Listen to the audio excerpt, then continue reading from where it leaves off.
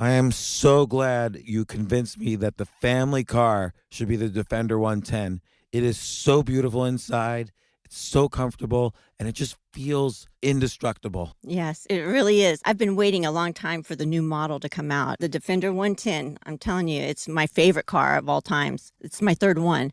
You know, I have stories of going off road. The guy managed the group. He was like, "What are you doing in this beautiful car?" I'm like, "I'm going off road." He's like, "Are you sure? Because you can use one of ours." And then they look like Mad Max cars. I'm like, "No, no, no, no, we're going to do this." And he was shocked. Wow. Well, it's great because the Defender has been reimagined for 21st century adventure, and its unparalleled off road ability, as well as its robust interior, are invaluable whether you're headed towards uncharted territory or just a weekend of exploration. The Defender 110 tackles challenging surroundings with absolute confidence. The SUV conveys strength outside and in, featuring peerless technology like an intuitive driver display and an award-winning infotainment system. That's my favorite part, to keep you connected no matter where the journey takes you. Adventure is unique to everyone, and so is the Defender. Choose from the two-door Defender 90, the four-door Defender 110, or the larger Defender 130 with the ability to seat up to 8 passengers. You'll find uncompromising performance in all three. So pack up and go even further with the Defender 110. Learn more at LandRoverUSA.com/Defender.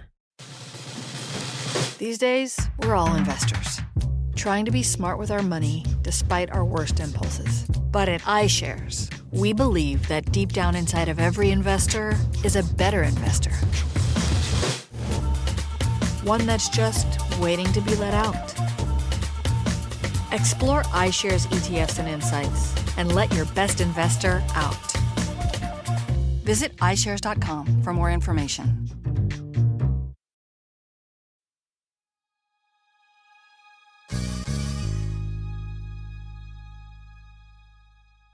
Brandon Webb is what I call a slasher. He is an ex-Navy SEAL. He ran the SEAL sniper training program, which if you ever saw the movie American Sniper, that guy graduated from Brandon's school. Set up a very successful website with millions of monthly users that focuses on military news, foreign policy news, and so on. That's at sofrep.com, SOFREP.com. He's written some great nonfiction books about his SEAL experience, and also a book about how to combat fear. But more recently, he's the author of a series of amazing thriller books. They're like best-selling thriller books that are being optioned for movies and video games and so on. The latest one just came out, Blind Fear, and Brandon comes on, and I basically ask him, A, what's advice he would give me if I wanted to write a thriller, or if any of you wanted to write a thriller. B, what's going on in Russia, Ukraine, China, and C, he's got a very interesting next book planned about mental management and describes some techniques there. So without further ado, here's Brandon Webb. This isn't your average business podcast, and he's not your average host. This is the James Altucher Show.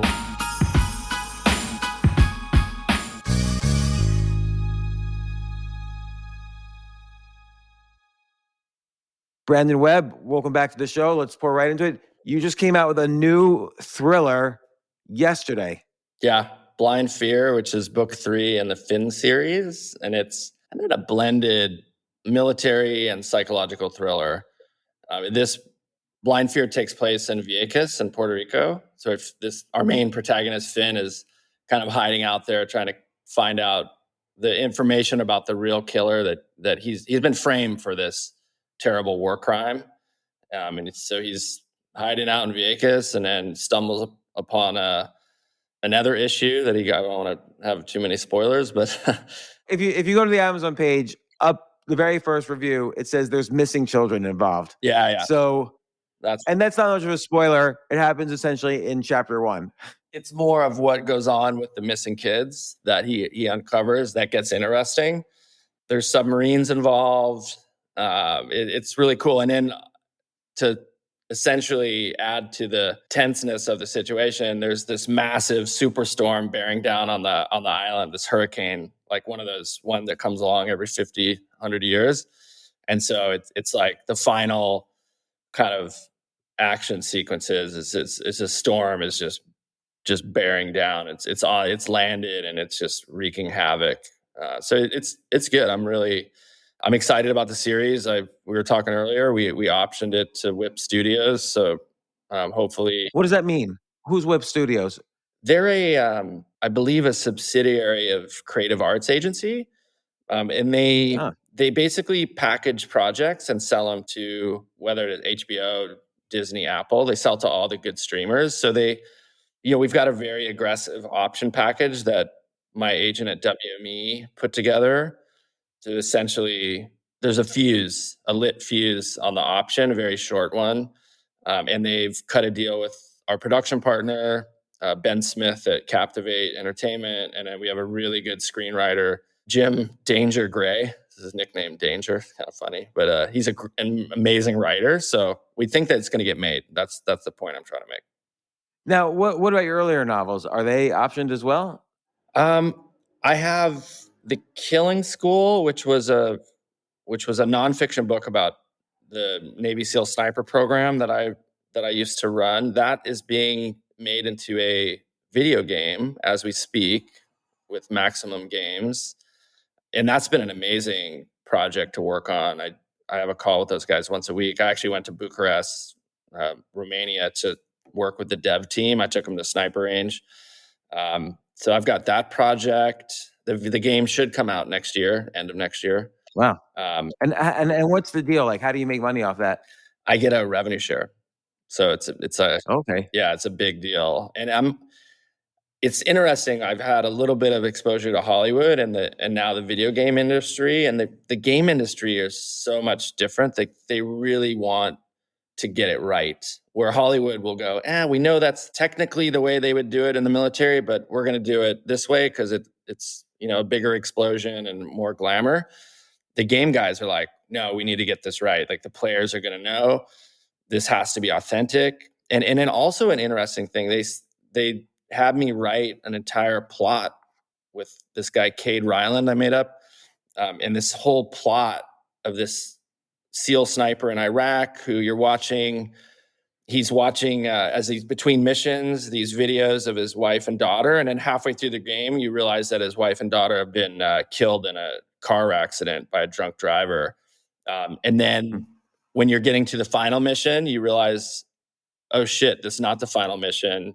The guy that's been feeding you the US intel is actually an Iranian bad guy who's the real bad guy. So there's like these plot twists, and then you have to deal with the bureaucracy of the military not letting you kind of take this guy out. They're saying, no, don't take the shot because the CIA is embarrassed. So I wrote all this like crazy plot, and they're like, we love it, man. It's like we want this like realistic storyline, because you see now the games are getting so good that they're getting movies like what was the recent one? I forget, that was on HBO, The Last of Us, right? So Oh yeah, that was a game, right? yeah, the storytelling is really getting good, and I'm having more fun working on the game than I ever did on Hollywood production. Wow. So why do you think that is? Why do you think the game industry is basically more real than the movie industry? I think it's culture. It's a culture issue.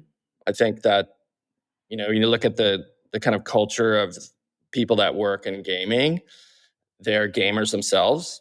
They're oftentimes coders, and they're geeks. They want to get it right, like, and that I really respect. Where Hollywood, they're just like, whatever, we're just going to blow this up. Or it's like, I wrote a soft rep review for Guy Ritchie's new film, The Covenant, which is he did a great job telling the story of this like betrayal of America to the interpreters that we left behind when the US pulled out. But there's just so many cheesy things that they got wrong on the military, the technical side, like this huge C-130 gunship, which is a incredibly powerful machine. It never flies in the daytime. It's just, everybody knows it always flies at night. It flies at 20,000 feet. And here Guy Ritchie has it screaming, 1,500 feet above ground level in the daylight, just freaking mowing down bad guys. I was like, why not just have the sun go down and then the plane comes? Because you could have accomplished the same thing. But that's kind of stuff drives me crazy. and all the other veterans out there crazy, where Yeah. enlisted guys are calling each other sir. And it's like, you don't do that's like such a break of protocol. You call them by their rank, like sergeant or gunny or petty officer, Oh, really? So chief. a private doesn't call a lieutenant sir? No, he would. A lieutenant would be an officer, but a private wouldn't call like say the Marine Corps wouldn't call a gunny sergeant sir. He would say, yes, gunnery sergeant, so and so. So just like these little things that, they're little, but it's a huge difference, right? It'd be like you said, all these AI, we're talking about the AI wannabes. You can just tell they don't have the base of knowledge. But anyway, the point is the Hollywood doesn't really care. I've been on a set where I'm like, look, that doesn't happen. They're like, yeah, we know, but we don't care. Game guys do. Like, they're very, very, very much paying attention to detail. I describe in the intro that you're a slasher, meaning you're a Navy, ex-Navy SEAL slash you ran their sniper school slash you have a military news company, which I want to talk about, slash you've written a bunch of nonfiction books about, in part based on your SEAL experience. And now you're like a thriller writer and optioning for movies, games, and so on. I sort of feel like this is the general trend of careers, which is that some things you do because you did them as you're younger and it becomes your career and so on. So the early part of your career, but then you sort of evolve into doing more and more things and creating income streams from things you love. Yeah. Right now, what do you love the most? I love creating, and I'm being very creative right now with SoftRep, the news company that I run, because we're really integrating AI into our research. All of our images now are generated on Midjourney, so that's always been a huge challenge, is how do you find the right image that's copyright free that ties into a headline? Now we can just tell Midjourney, I can paste in, a headline and say, create an image that supports this headline. Boom, and I get just insane imagery. So I'm excited about that. But I like creating stuff. So as long as I'm able to kind of create, I decorated my apartment by myself. It's like I like interior design. You're doing this thriller series. It's interesting because you were a nonfiction writer, but now you're writing these thriller plots. I do find it difficult to go from nonfiction writing to plot-driven writing. And here you have this latest thriller, Blind Fear. You have your Jack Reacher. Is that the character? Your Jack Reacher type character in Finn. But you're combining all these tropes, like missing children. You're accused of a crime, and there's no one around to defend you, and you have to find the killer yourself. And Hurricane. It's like you took 3 different top box office movies and combined them, threw in the Navy SEAL stuff, and boom, that gets you like a plot. I feel like there's 2 styles of writing a thriller. One where there's a cliffhanger where you don't know who the killer is or the kidnapper or whatever, and every time you think you're surprised and it's someone else, and then you're surprised again and so on. Or you kind of know, but just the character is in so much trouble sorting to save himself throughout your cliffhanger becomes more about the character saving himself as opposed to figuring out who the killer is. Which style kind of drives your plot? I think we have both, actually. Like, we have this really interesting reveal at the end that I think will take people by surprise. The same way the first in the series, Steel Fear, was everyone, you could have thought the killer was 3 or 4 different people in Steel Fear, and at the end you're like, oh my god, I can't believe it was that person. But we do have that going on in this book. You know kind of who the bad person is, what they're doing, because everybody kind of knows, but no one knows the real identity. And when the identity gets revealed, it is kind of it's definitely a moment you're like, whoa, that's crazy, because it's a very prominent character on the island. So that, and then Finn is in this like terrible situation where the government's chasing him. He's AWOL. They think that he's killed innocent people and part of this war crime, and he's been framed. So he's dealing with all this, and then he stumbles into this. He cares, a guy that cares, and he makes friends with this old man in Vieques, and his his grandkids as well. And then one day the grandkids go missing, and he's like, okay, well, I just can't sit back and do nothing. And so he kind of follows the breadcrumbs, and then gets involved in a whole bunch of other things. And at the same time, he's being hunted by the U.S. government, and then this big storm bearing down.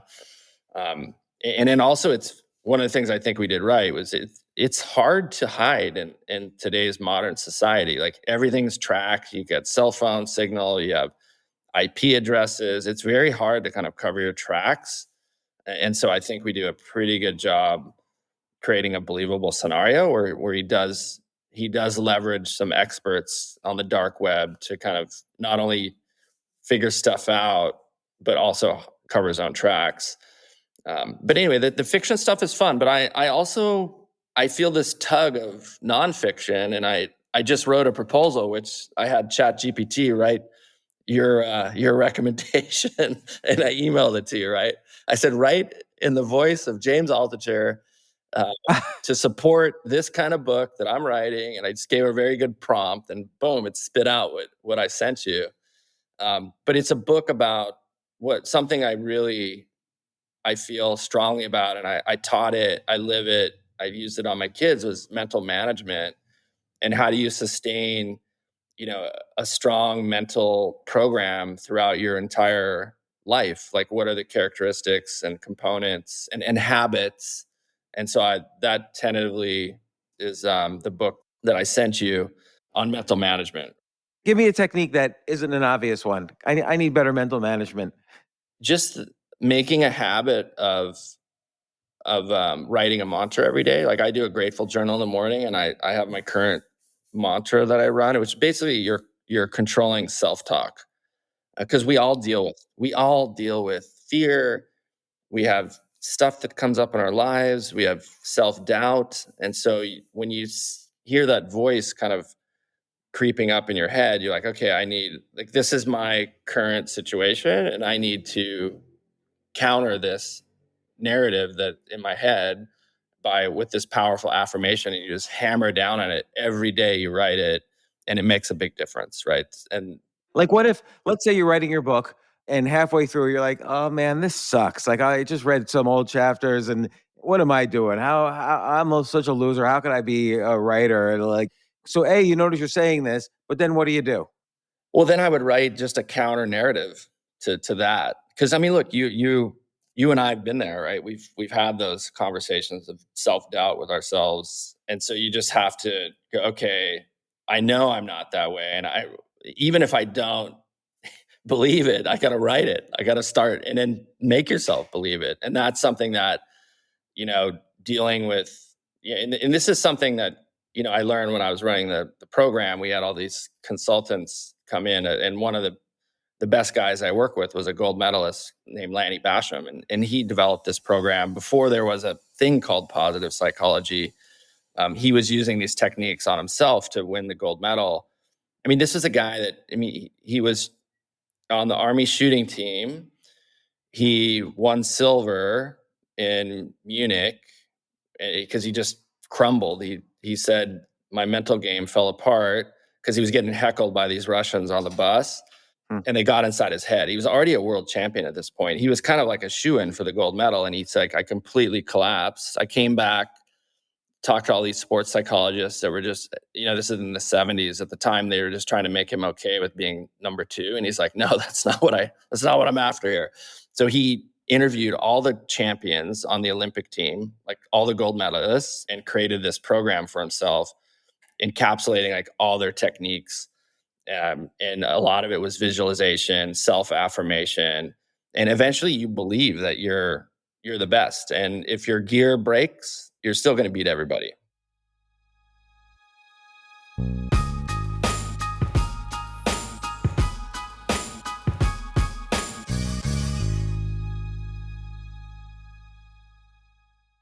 Oh my gosh, I love these clothes. Mizzen and Main. That's Mizzen and Main. It really is the most comfortable work clothes.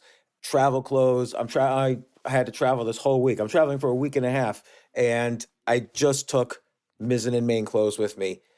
Close out 2023 in style with comfortable, breathable, packable, and machine washable pieces from Mizzen and Main. As you wrap up your year-end goals, enjoy a Mizzen and Main dress shirt that you can wear confidently. I like that they've very just nice, solid colors. I don't really like to get all fancy in patterns and everything, although they do have some pattern shirts, but very comfortable clothes, stretchable pants. It's just super comfortable, but they look professional and you can wear them casually or professionally. I like some of their flannel shirts or untuck shirts. I love untuck. I never tuck in. So again, whether you're shopping for a special someone or giving yourself the gift you really want, I just buy myself gifts. Mizzen and Main is the perfect gift for any guy who works, travels, and or cares about looking and feeling great. As you could tell by my many photos across the internet, I care about looking fantastic. I'm practically a model. And let's be honest, every guy loves to look great. So again, shop now at mizzenandmain.com and save 20% when you spend $130 or more using promo code James. That's promo code James at Mizzen and Main, Mizzen and Main.com.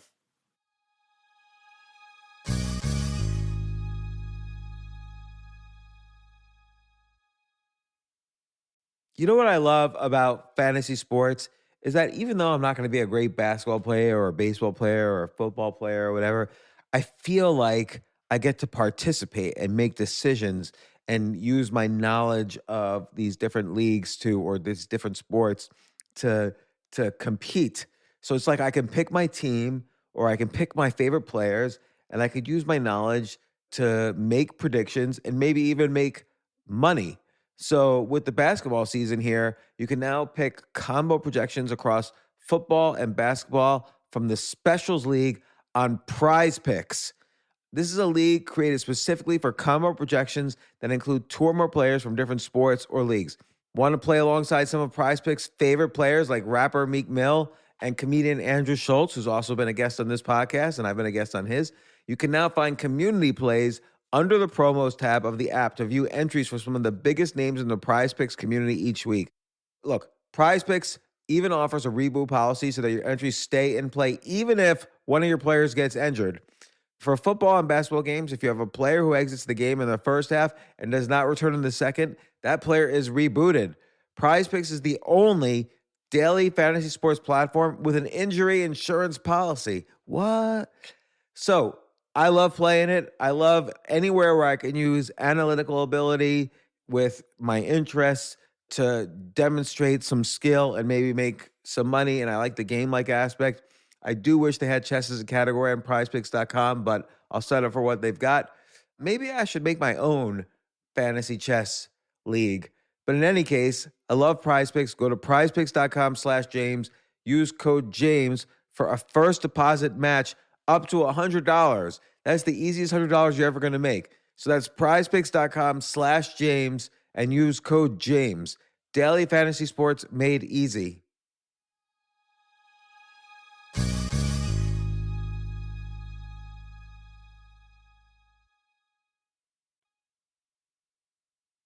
I always feel like this kind of stuff, there's a tinge of bullshit in it. And I know, by the way, I know it works. I've done podcasts where there's like scientific research that self-talk is really important and works. I have a hard time doing it. Like, let's say I'm in the middle of some competition and I'm not doing that well. It's hard not to feel like a loser. Yeah, no, and I think that's where, having some maybe pre-planned narratives where you can just kind of pull it out and go, okay, if I get in this situation, here's my game plan. Like you just have it in your pocket. It's when you look at Phelps won, I think it was a 100-meter final in China. He jumped into the water and his goggles flooded, but he had already like rehearsed for this contingency. He'd visualized and rehearsed for what he would do. So he just started counting his strokes and he just knew when to do flip turns. Where most people, you're swimming in the final of an Olympic event. Imagine your freaking goggles flood. It's like your worst nightmare. But he's like, yeah, okay, I trained for this. And he ended up setting a world record with flooded goggles because he had done the visualization and trained for these contingencies, right? Because shit will go wrong. And you just have to you have to plan for it and develop these contingencies and rehearse for it. And I think you could do the same thing in chess, like imagine yourself in those situations and go, okay, what are some things that I could do to kind of yank myself out? And one of the things is when you're having, look, we all get into these slumps, and the thing is stop playing. Like when I get it, if I lose, it's hard to do too, right? Because you and I both play chess. Yeah. When you're on a losing streak, it's hard to just go, I gotta stop. What about if I'm in a tournament though, where you can't really stop? Well, then I think that's where the challenge comes in, where you have to figure out, okay, what can I do to kind of yank myself out of this slump? And maybe it's, watching a bunch of winning games, or remembering like all the games that you've won. Because the thing when you're practicing and you're having a bad day, right? You just gotta, the right thing to do is to stop, because you're reinforcing failure. Right. And when you're on a run, you just want to keep going, because that's that kind of positive reinforcement. I mean, also the way that we talk to ourselves matters, and the way that we coach and teach matters. That was one of the biggest corrections I installed when I was running the sniper program, was negative teaching over positive. I said, guys, don't point out mistakes. These guys are beginner snipers. If you're telling them all these mistakes, guys that are 3 positions down are going to hear it. And then all of a sudden you're programming these bad habits in their brain, and they didn't even know it existed. So just give them the corrective procedure. If a guy is flinching on the trigger, which is very common, right? You pull the trigger and you're just anticipating. And the way to check that is you put a dummy round in the gun, and when they pull, if it's good, you just like click and the guy doesn't move, or it's like, and so that's okay, this guy's flinching. But we would never tell that, don't flinch. We would say, look, slow down, watch your breathing, go through your mental checklist, make a nice smooth trigger pull. That would be the corrective procedure, not, hey man, you're flinching. Because when you say that, all the guy's thinking about now, he's stressed out, he's got an instructor telling him he's flinching, and all he's thinking about is flinching. And now everyone on the firing line is thinking about flinching, and it just creates this freaking COVID virus that spreads on the firing line. Right. So it's just those. But this is a good idea of pre-planning all the possible things that could go wrong in a live competitive situation. Like I'm thinking particularly for chess, like maybe you got into a losing position. Okay, what do I do? Maybe I lost a bunch of games in a row. Now I'm back in my room. Okay, what do I do? Yeah. Like pre-plan and visualize all these things, what you would do. Maybe I didn't sleep so much. What do I do? Yeah. I think that's good to kind of then sort of fall back on some memory where you have confidence and kind of just like repeat and visualize that to yourself. That's a strong technique. And my reason for writing this book is, I've been through hell, right? I've personally been through a lot of adversity, and I feel like the training I had as a sniper and around this mental management has really helped me deal with a lot of things that life has thrown at me. And I see other people, and look, Phelps is one of the greatest swimmers in the world, but he suffered from massive depression and kind of, what is he next? If not an Olympic swimmer, which was his whole life, what's his new identity? And a lot of SEALs go through that. They're on top, and now they're out in the real world, and the SEAL stuff, with $5 will get you a latte at Starbucks, right? Like they're like, who the hell am I now? And a lot of guys don't, they fall off the cliff. And I see it in finance, these other, whether it's sport, professional sporting careers.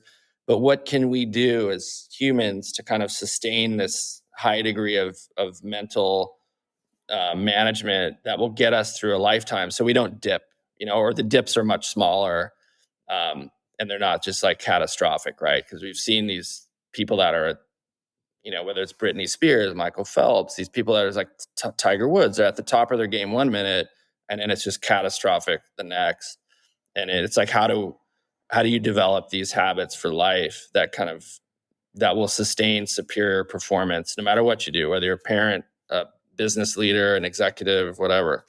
But that's the book I'm gonna write next, because I think that's a good one. Yeah, I can't wait to read that one and talk more about it. I mean, I think a key thing also is, like, people often ask me like, oh, you went broke and then you bounced back. How did you get to the point where, things are stable again?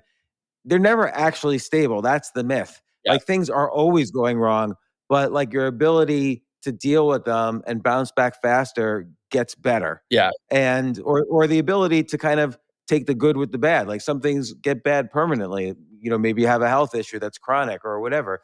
Like to be able to understand that this happens in life, and there's positive moments that can happen until you're old and the moment you die. Like you could still find the positive in all these things. And that's the thing. It's not like solving the problem and like in a movie and then life is good forever. Exactly. It has to just continue. Exactly. And that's why I think developing a habit, which I think I have done a pretty good job of incorporating this stuff into my daily life, it just continues to get me through the tough times, whether, my family member has ALS or, stuff. It's just life, all business, life, nobody gets out unscathed, right? So that's the book tentatively is Invisible Dominance, but that's what I'm most excited about writing next. Because I think it's an important book. It's unique, and it's a story that I can tell well with experience to back it up. So yeah, thank you for the GPT blurb. No problem. Virtual James is happy anytime to give GPT blurbs. I did it with Jarek Robbins too, Tony Robbins' son, who's Jarek, I think. Yeah. And he's like, dude, that's amazing, because I did it for him too. He's like, I just picked my friends who are successful authors, and I just okay, because the GPT knows your voice, right? You've published so much, and Jarek was like, man, I could have written that any better myself. So it's been fun. I had to write a blurb recently, and I spent weeks avoiding writing this blurb. I should have just used ChatGPT to write my blurb. Yeah. Totally forgot. Yeah, it's amazing. Yeah. So with thrillers, give me advice. If I wanted to write a thriller, I've written 25 books, and I've even written some fiction, and I've written a lot of unpublished fiction. When I first started writing, that was how I kind of paid my dues. I wrote, 30 years ago, a lot of unpublishable fiction. So right now, and I've had tons of thriller writers, you, Ken Follett, Brad Meltzer, Brad Thor, had tons of thriller writers on the podcast. So I've kind of, heard and learned a lot. If you were to give me advice, I want to write a thriller, what advice would you give me? I would say practice, which it sounds like you've already done. And look, I've written 2 novels that haven't been published, and I'm redoing one now. And so are they thrillers or more literary, or what kind of novels are they? They're not thriller. They're novels. I literally wrote a book. I'm finishing it now. I wrote a novel about 4 women going through SEAL training, and 2 of them make it. I wrote that. I think and it's all takes place in this hectic SEAL training.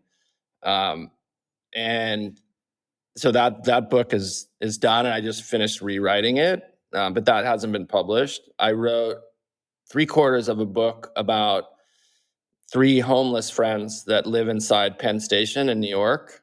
And one of the guys inherits, he was an ex-doorman. He ends up a lady this guy has a tragic story. He quit a 20-year doorman job to go to a new building in New York, and then got falsely accused of stealing a package and got fired, and then he couldn't get his old job back. And then one of the women in his old building ends up leaving him her fortune, a couple $1 million, her penthouse apartment.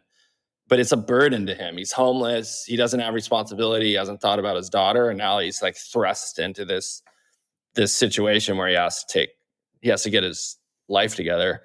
In a similar sense, the other main character, Donnie, was a Wall Street guy, got framed in the 2008 crisis. They pinned it on him when he was saying, look, we shouldn't invest in these I forget what they call them, these derivatives, right, where they bundle the bad mortgages. And he basically gets fired, and then on the way home, and he has a drinking problem, he's sober, and on the way home he gets a call, and his son is likely, it was hit by a car, likely to die, and for sure is paralyzed. And so he just goes off the wagon. He never makes it home. He goes on a drunk, and then ends up living in Penn Station for 2 years. So, and then one day he sees his son in Penn Station in a wheelchair, And then his son is like a tech kid, but this kid's like rolling past him in the wheelchair and doesn't realize his dad is the homeless guy. Like, it's crazy. But that book is really, I'm excited about that. But that's, Wow, I love this book. yeah. When that should be published. Yeah, well, I'm going to finish it. But this is me practicing it, because like you said, and you and I have talked about, fiction very different from nonfiction, right? It's yeah, I feel like it's, you and I could create a cool plot, but to fill it in with interesting characters, and then you got a lot of it's the dialogue. You really got to nail dialogue, and that's tough. And I've just personally, just from my own experience, had to practice, and that's why I've been writing these novels on the side, and then learning from guys like Brad Thor, and getting help from them, like what their techniques are, and everybody's different. Like John and I write together. He's very methodical. Like I like for sure to have my plot and my outline and my main characters, like very put a lot of effort into that, and then I just write the story in a free flow form. I feel like you're good at plotting. Like he's sort of I mean, correct me if I'm wrong. You kind of, because you're the ex-Navy SEAL, you sort of like make the plot, Yeah. and then he sort of like fills in a lot of the sort of words around telling the story. Yeah, I can make the plot. I'm really good at kind of like a lot of the characters, and then what John's brilliant at is bringing them to life. And then, as you know, he's good at naming too. But yeah, we work well together. But he writes very different than I do. I write more Stephen King style, where it's just free flow. Where he's like, no, he's got it all mapped out. Like he's got the entire, very detailed architectural plans. Where I'm like, okay, I got a loose sketch and I'm going for it. I feel like I would be really good at, and I know this from just my previous attempts, I'm really good at the premise. So I'll come up with a good premise. Like your premise of 3 guys in Penn Station who are homeless, and one guy inherits some money, and boom, the story goes off. But then I have a hard time kind of coming up with twists that the reader can't guess in advance. Like I think, and by the way, I see that in other writers. Like, for instance, I think one of the best writers in history for premises is Neil Gaiman, who's written so many novels, movies, comic books, and so on. But I think sometimes, at least with some of his stories, it doesn't always come full circle. The plot doesn't always end well. And not a criticism of him. He's the best premise writer in history almost. But I feel like it's hard for me to then get into the particulars of plot and the twists. I'll tell you what, because I think you and I both have we're good at generating ideas. You should go into GPT-4 and say, this is my plot. Give me some plot twists. Give me this. You just develop a really good prompt and be completely blown away by what it gives you. I asked it, I want to write science fiction that has to do with special ops in the future. And it should be like climate change, rising sea levels, and now we're actually fighting deep under the oceans for control of minerals and resources. And then there should be some crazy portal that aliens left in underwater to kind of check on the planet Earth, and give me like a bunch of different worlds and describe each world in detail. And so I had a very good prompt, and it blew me away. And it described like, this world was a water world, this world was desert, like dune, and like it gave me everything. And I was like, oh my God, it's so good. And I think that, people would go, oh, you're cheating, but no, these are the tools that are available. And if you're not using them as an artist and a creator, you're going to be left in the dust. Yeah, I agree. I don't view AI as a replacement, because whenever I see total replacement, it's not that good. Like if AI were to write that novel, it wouldn't be that well written. And by the way, people say, oh, well, that's just going to improve really fast. It's not really going to improve very fast. It's already, processed every single piece of text ever written. It's going to improve, but it's going to improve much more slowly now than it has to get here. But if you view it as an assistant, then it's perfect. It's a good assistant, and you and I are at an advantage because GPT has access to everything that's been published on the internet pre-2021. It knows your voice. Like you saw what I sent Yeah. you, right? Like that, I gave it a Yeah. prompt. It knows your voice. It can write in your style. And the same with me, because my son Hunter told me, he's like, "Hey, Dad, I just want to let you know, like GPT really has you nailed. I had it write a short story in your voice, and it was like you speaking to me." And I'm like, "Holy shit!" So I went and started messing around with it, and I was blown away by how good it gets, because I just tell it right in the voice of Brandon Webb, and create this, and it's insanely good.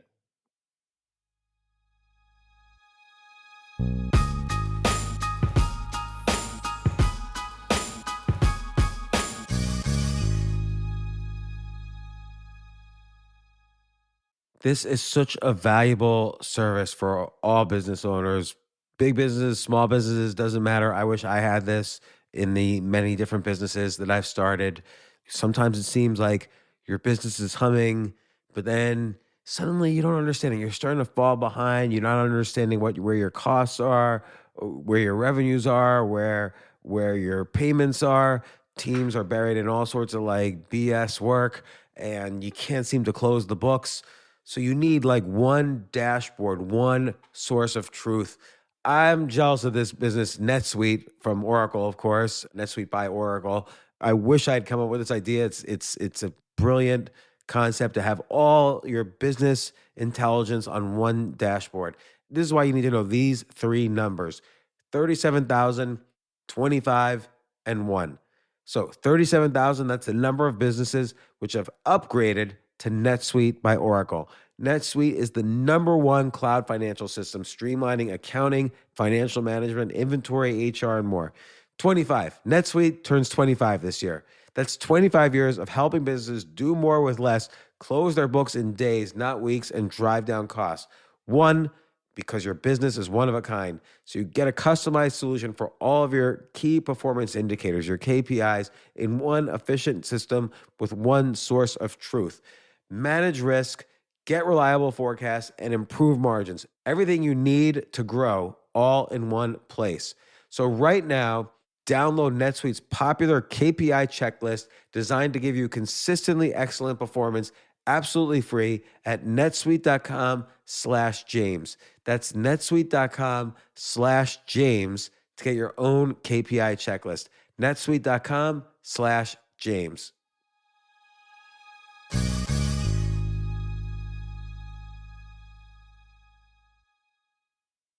The future of learning is definitely online. Like, it's such BS that you have to spend $200,000 or take $200,000 in loans and go to some fancy school when it's useless. It doesn't guarantee you a job. Most employers, including me, do not care about degrees or grades or anything like that. We want to care that you love what you're doing, that you know what you're doing, in some cases that you have experience or that you're willing to learn. But people in general love learning and are curious. Like, the key to success is curiosity. And I think masterclass.com is the perfect model for online learning. I'm really happy they're sponsoring this episode. If you're going to give a gift, give the gift of learning. Masterclass makes a meaningful gift this season for you and anyone on your list, because both of you can learn from the best to become your best, from leadership to effective communication to cooking. Let me tell you some of the classes I've taken. I've taken comedy from Steve Martin. I mean, can you believe I can take a class from Steve Martin on comedy, or Judd Apatow, my favorite comedy director? I could take an actual class from him on writing. Wolfgang Puck on cooking. Dan Brown on writing, or Judy Bloom, who's been on this podcast, on writing. By the way, Wolfgang Puck also has been on this podcast. It's such a pleasure. I try to take classes all the time from masterclass.com. And whether you're watching Masterclass on TV or listening in audio mode in the app or on their site, the quality speaks for itself. It's like these masterclass instructors are your own personal mentors that are going to help you reach the next level. How much would it cost to take one-on-one classes on comedy from Steve Martin, or on chess from Gary Kasparov? You just wouldn't be able to do it. But it would cost hundreds of thousands of dollars. With a masterclass annual membership, it's $10 a month. Memberships start at $120 a year for unlimited access to one-on-one classes with all 180 plus masterclass instructors. So it's not just $120 for one instructor. You get all 180 plus masterclass instructors. boost your confidence, and find practical takeaways you can apply to your life and at work. And if you own a business or are a team leader, use Masterclass to empower and create future-ready employees and leaders. That's the real education in today's world. So this holiday season, you can give one annual membership and get one free at masterclass.com/JAS. JAS, of course, stands for the James Altucher Show. So right now you can get 2 memberships for the price of one at masterclass.com/JAS. Masterclass.com/JAS. Offer terms apply.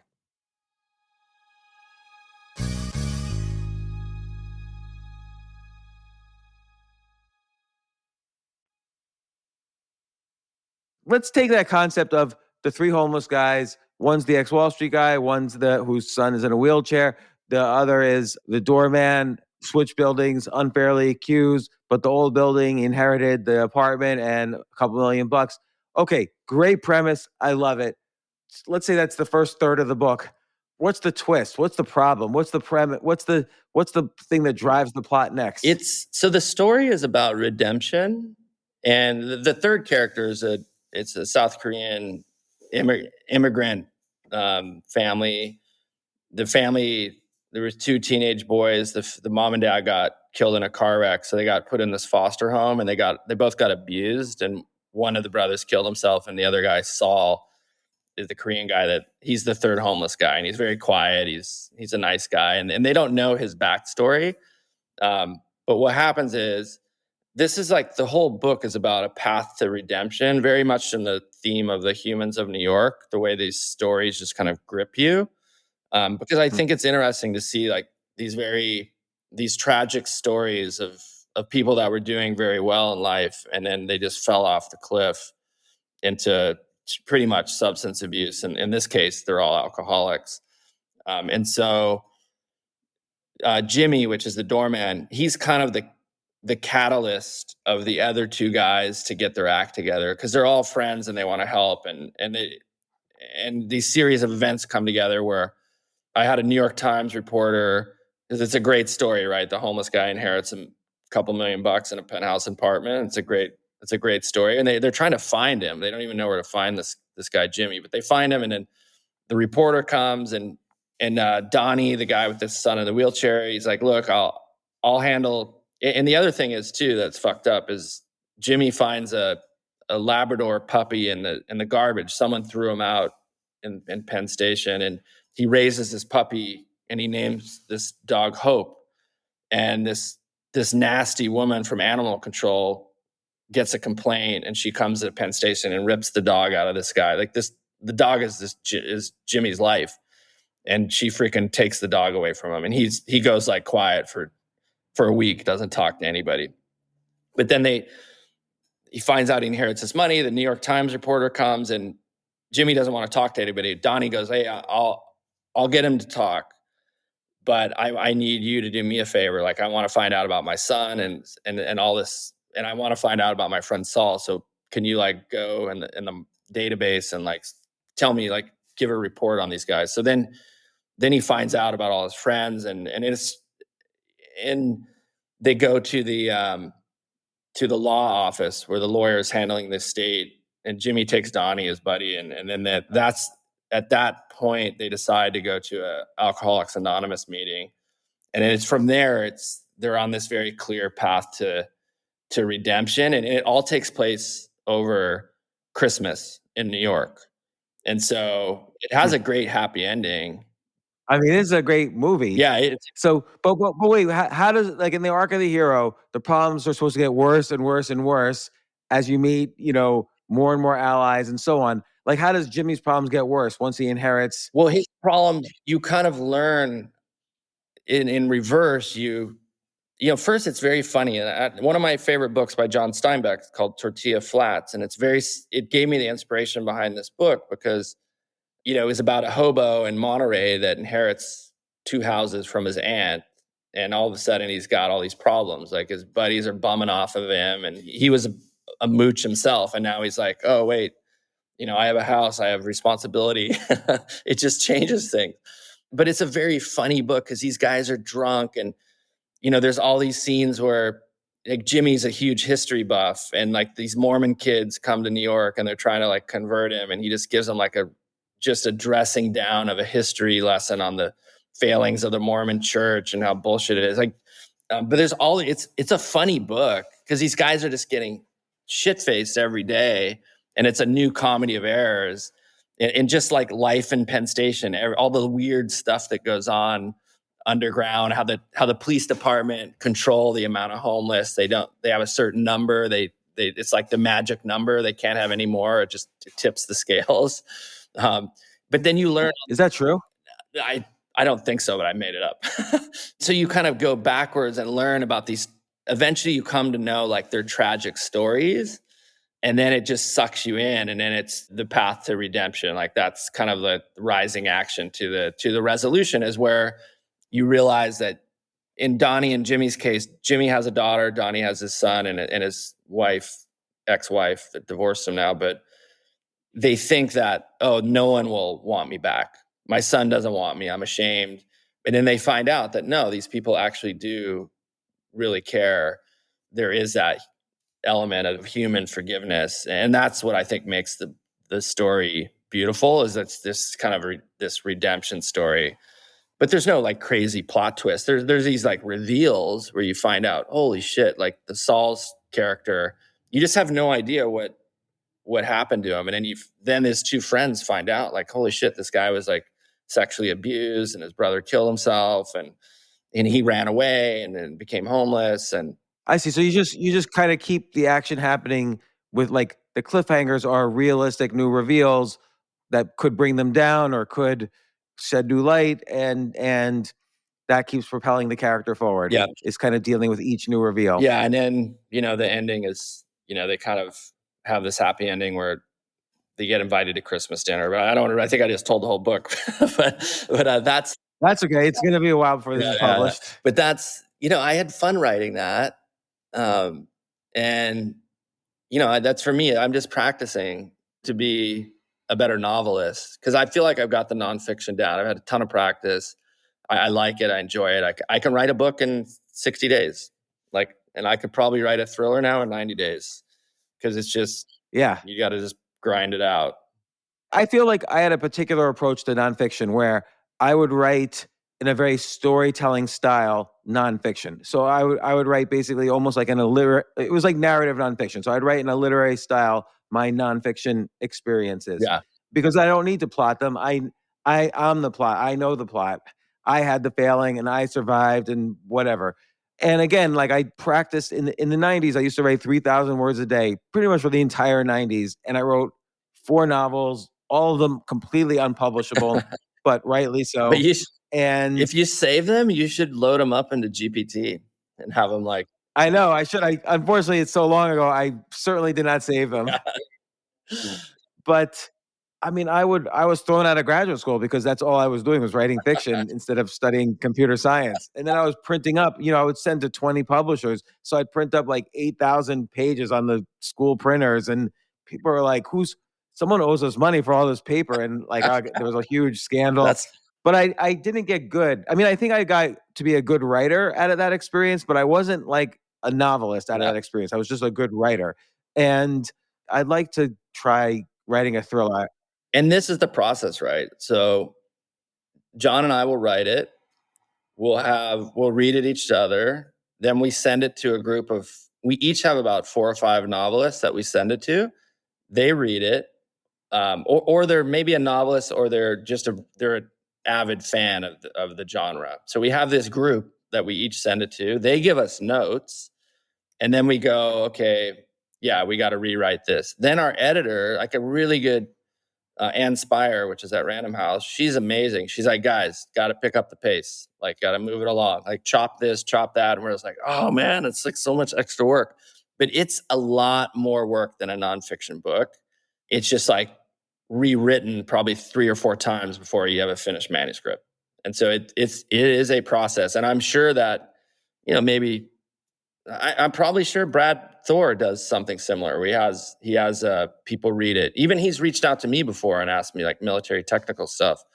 But I'm sure he's got readers that give them feedback. And that's super valuable because you're having like thriller fans or novel, whatever the genre is, that are really into it. They know what they like, and they're a And harsh critic, and it makes the book so much better. do you think, like, with the rise of like TikTok and scroll media, with Instagram, Facebook, Twitter, TikTok, do you think fewer people in the future are going to be interested in reading thrillers? I think the core. I mean, look at it this way. I think that the core stories are going to, people like good content, and people consume content differently, right? Like my youngest son he doesn't like reading, but he loves audio, right? And that's like I think they call that a form of dyslexia, which to me it's kind of bullshit. It's just he learns differently than other people. But Yeah. people like listen to audiobooks. Some like to read, some like to watch shows. So I think as long as the people will always crave content, like really good stories, and it's just now we're at an incredible time, and where we can easily, with these tools, especially with artificial intelligence, turn these stories into multiple formats, written, audio. Like I went to Cannes Lions this year. It's a media advertising conference, and I just lucked out and got an invite to OpenAI all-day event. And they were showing me, the OpenAI team was showing these artists and how they were using these tools. And I saw a guy that cloned David Attenborough's, I think that's his name, the British guy that narrated Planet Earth, cloned his voice with a voice clone, created these kind of furry monsters, and made this whole like Pixar movie himself. One guy.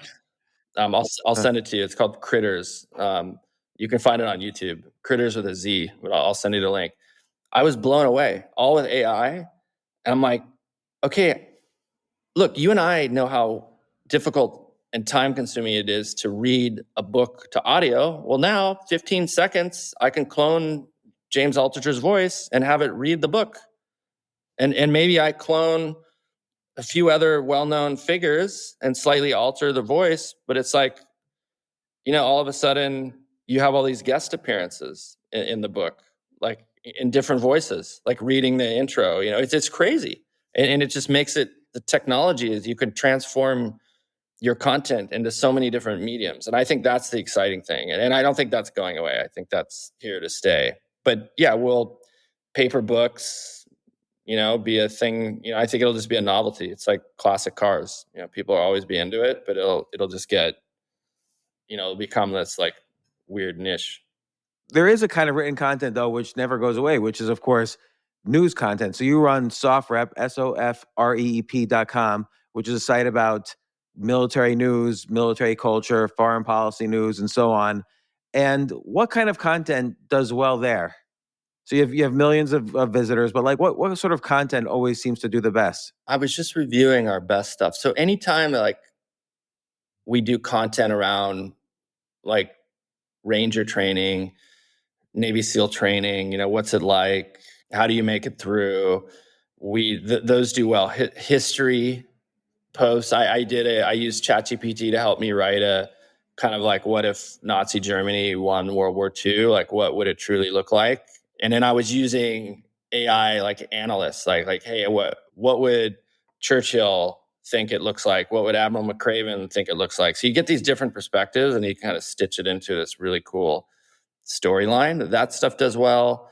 I wrote also a piece that did really well about, I know enough about what's happening inside Russia to give a really good prompt to GPT and say, okay, what would civil war in Russia look like? Like, who are the characters? Who are the main protagonists?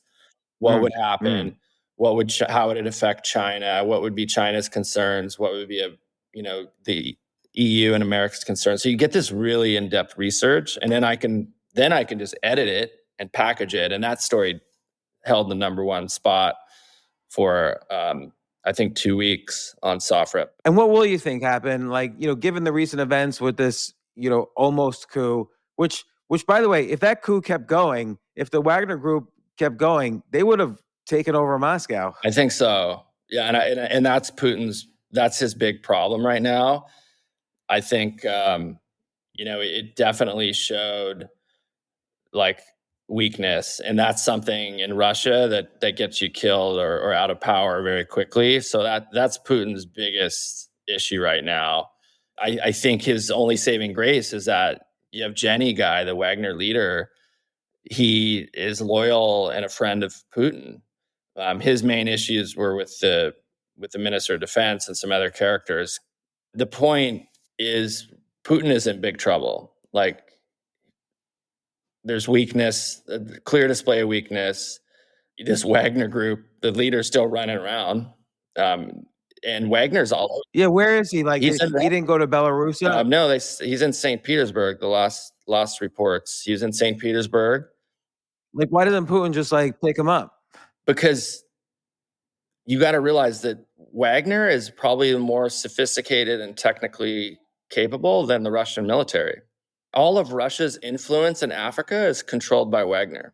But wasn't the Wagner group disappointed in this guy that he didn't keep pursuing the coup? They feel like he was sort of paid off. Yeah, well, that's the thing. There was a deal cut. Like, now we know that there was this 3-hour in-person negotiation between Wagner, Yevgeny, the leader of Wagner, and his main lieutenants, and Putin and his crew. Like, they cut a deal. I don't know. Nobody knows what that is, but it's clear that Wagner has a lot of power. The Russian military is worn out. Their defense tech. One thing that was shocking to me is I knew it was bad, but not as bad as I clearly was displayed on the battlefield. Like, their Russian defense tech is terrible. The Ukrainians have insane defense technology from the Americans and the British. They have a better armed force. They're way more motivated.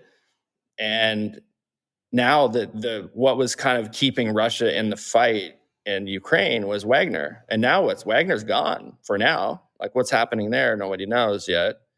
And so I think this could be the end of Putin, and it could be the end of Russia as we know it. I think it could fragment into different states.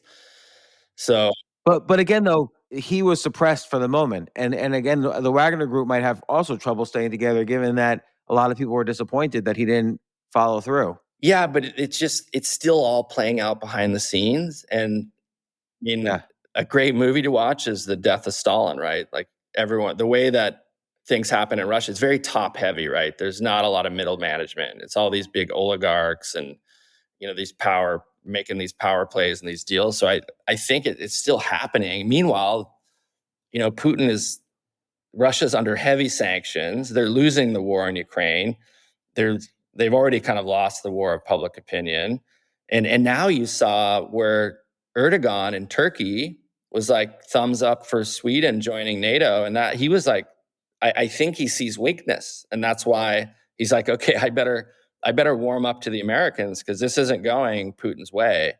And I think we're going to see something similar with the Chinese as well. And they've got to be very concerned because that's like, who's next if it's not Putin. The other issue is, look, I'm an independent. I'm shocked that the best America can do is two guys like Biden and Trump. Like, is that the best that we have to offer? But we really don't. Biden is clearly not in a very good mental state. Like, he's got clear issues, and we don't have strong leadership in the U.S. to kind of end the war. And it's going to take a very strong leader to kind of go to the table with the Russians, whoever it ends up being, if it's Putin or somebody else. And we don't have strong leadership in the EU. And so you end up with this, what was our Vietnam, right? Is kind of what Ukraine has turned into for Russia. It's just like nobody can make sense of it all. Nobody in Russia wants to fight. And it's just like a disaster. So I think it could just drag on. And that's the sad thing. So I don't think there's a clear ending in sight. I do think it will end in favor of Ukraine. But now I used to call it, okay, well, Russia will take that eastern territory and the Donbass region and the war will end and both sides will be unhappy, which is typically how a good negotiation ends. Everybody gives something, but In this case, I think this is it. Putin is in really big trouble, and it's like a big. There's a lot of unknowns, but I think Ukraine could get it all back, even Crimea at this point, depending on what happens. So, And let's talk about China. Do you think? I mean, a few years ago, I was convinced China was going to invade Taiwan any day, but now it's not so clear to me. I was just having dinner with a friend from business school from Hong Kong, and we had to talk about this. I don't. I think Taiwan is similar to Hong Kong. Is that the Chinese they're already in control. Like, it's the native language is Mandarin. They've got so much Chinese culture. Their intelligence, like their version of the CIA, is for sure heavy influence in Taiwan. And I think they've already kind of got the puppet strings. And this whole invasion is just like, yeah, whatever. Like, and they'll just wait it out. Like, they're like, yeah, Taiwan's ours. We're just not. We don't need to invade because we kind of already exert all this influence. And I think a lot of it's just kind of smoke and mirrors. But I think China is clearly in control of Taiwan. Maybe they don't have control of the certain industries. Like, the big concern is the microchips, right? But China is clearly in the driver's seat in Taiwan. I mean, most Americans couldn't even point out where Taiwan is on a map. Right. I don't think I can actually. Yeah. And so, yeah, I'm not. I don't even think about that anymore. I think it's just more like political grandstanding. I just watched the Schwarzenegger documentary, which is really good, and there's a scene in there where he's the governor of California, and he's made a deal behind the scenes, and then they storm out of the office, and the Democrats screaming at him like, "I'm never going to do this for you." Blah, blah. They've already made the deal, and Arnold's like, "Yeah, this is just kind of." He had a term for it, but it's all just kind of bullshit, political grandstanding, just to show the people that they're like doing something, but in reality, they already cut the deal behind closed doors. So I think a lot of that happens on this global stage. So again, Brandon, you're involved in so many things, like ranging from military career, the soft rep, the military news website, thrillers, books, games, movies. What's the next thing you're working on? Blind Fear has just been published, came out yesterday. Everybody should go buy it. If you like Jack Reacher, if you like all those types of thrillers, this is that on steroids, literally. So, well, he's not on steroids, but this is that plus military. Yeah. What's the exact next thing you're going to be working on? Not the nonfiction book. Like, what's the next fiction thing you're going to be working on? I think I'm going to finish that Penn Station novel and try and get it published. That is a great idea. I'd love to be a test reader of that. Yeah, no, I would love to have you read it. And I'm sure you'd have great feedback as someone that's lived in New York for a long time. Yeah, like, did you do research and did you spend some time as homeless in Penn Station just to see? No, I thought about it, but I spent a lot of time in Penn Station observing, like as a sniper would. I'm just kind of like taking notes and watching, how the police work and the homeless. And I remember there's even a part in the book where I remember I was in Penn Station and I saw a guy try and set up a music stand, and the other homeless were like, no, they kind of shushed them away because it's like that's their territory. And in my novel, the three characters, they rent out their space for a cut of this guy's. He plays blues guitar, and they get 30% of his profits. So they kind of like rent out the little real estate, and it keeps them in booze, And they can make around $30K a year in this, like, with renting their little space to the blues guitarist, and they basically just perpetually drunk. Like, it keeps them. They make enough money to buy enough food and alcohol. That's funny. Well, first off, good luck on Blind Fear. Thanks. I always love your thriller books. I don't have to say that. Like, people know I love them. I want to see all your books as movies. I want to go to the movie for a lot of these. Yeah. Because I'm just curious what a good movie director will make things look like. And, I'm looking forward to this next book, the Penn Station Homeless book. Do you have a title for that one? Just called Penn Station. I love it. I like this simplicity. Yeah, Penn Station. The subtitle is just a chronicle of hope and resilience in New York City. Also, I have a signing. Any of the Altucher listeners are in New York on the 26th, which is Wednesday. I'm doing a signing at Mysterious Books in Tribeca. So Really? I would love to see any of your fans there. Love to sign books. Anything I can do for your audience that's extra. Okay, so July 26th, which is like in a week or so. Go to the Mysterious website, Mysterious Books in Tribeca. They've got the event. Cool. Well, good luck with all this stuff. Once again, thanks for the tips. At some point, I got to hold myself accountable to it. At some point, I'm going to write a thriller novel. I have, like, again, a premise, but I've just got to sit down and think about it. Yeah. And I'd love to help you and check out you'd be amazed at what GPT can generate. Like ideate. yeah, that was good advice. I am going to throw in a premise and see what it says. Yeah. All right, sir. I will talk to you soon. Okay. Thanks, James. I'll be hounding you for a chess lesson soon. Excellent. Anytime. Okay. See you, brother.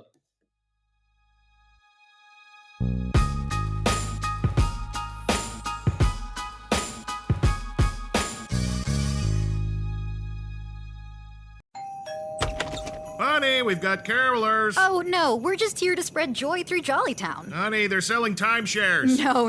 Jollytown is in the Quick Trip app. Every order you make is a chance to win free coffee, donuts, taquitos. Honey, they're selling taquitos. No, those are things you could win, like a year of free drinks. Honey, can we go to Jollytown? Already placed an order. Spreading joy one order at a time. Visit Jollytown in the QT app.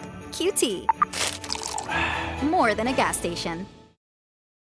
Diving deep into your passions has never been easier. Thanks to Amazon Prime. You get all-in-one access to the things you need, so you can get more out of the things you love. With a range of services including Prime Video, Amazon Music, and Prime Fast free shipping. Amazon Prime is like your personal mission control for all the things that inspire. From shopping and streaming to saving, it's on Prime. Visit Amazon.com/Prime to get more out of whatever you're into. It's on Prime.